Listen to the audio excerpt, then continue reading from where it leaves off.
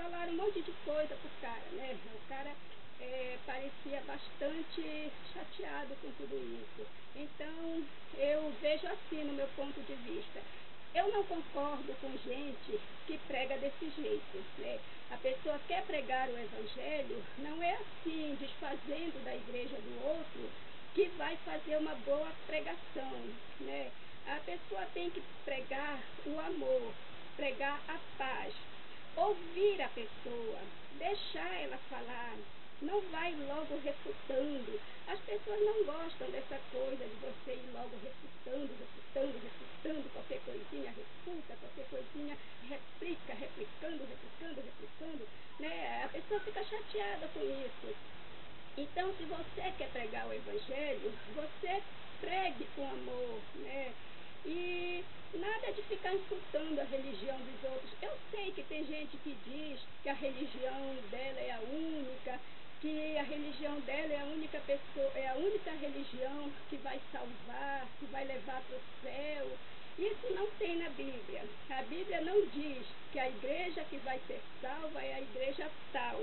Apesar de que tem muita gente que diz que a igreja Laodiceia é a única que vai ser salva quem cumprir a doutrina de Laodiceia. Isso não é bíblico, tá?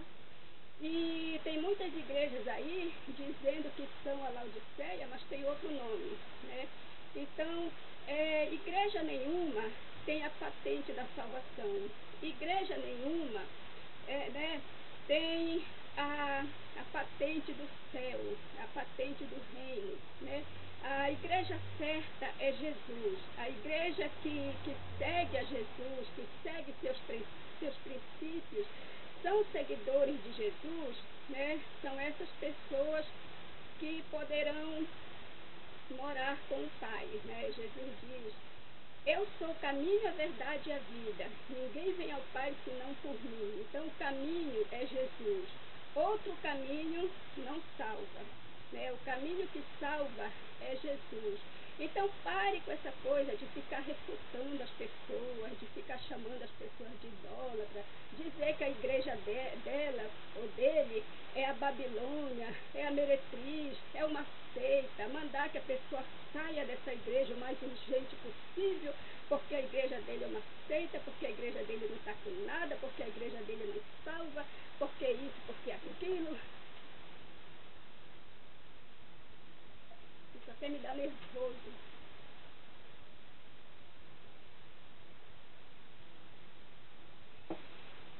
Então, se você quer pregar o evangelho, vá conversando com amor, vá conversando com amor, vá